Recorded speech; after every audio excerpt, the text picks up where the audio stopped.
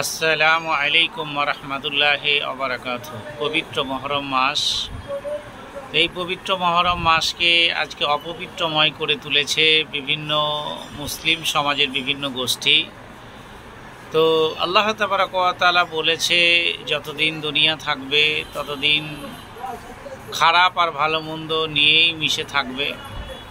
অবস্থা খুবই খারাপ। যদি বলেন কিভাবে, আজকে যেগুলো ইসলামে নিষেধ করেছে সেগুলোকে আঁকড়িয়ে ধরার চেষ্টা করেছে, ইসলাম যেগুলো বলেছে সেগুলোকে বাদ দেওয়ার চেষ্টা।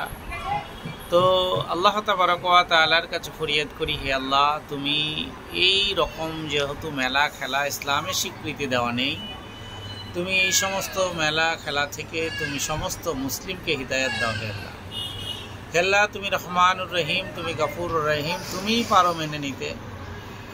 এই যে মেলা নামে যে চলছে যত রকম কুসংস্কার ইসলামিক রীতিতে যেগুলো নেই সেগুলো মানুষ পালন করছে, হে আল্লাহ, তুমি এগুলো থেকে হেফাজত করো।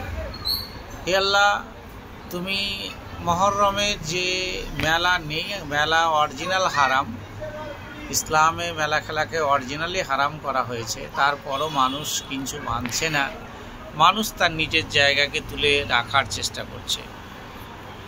তো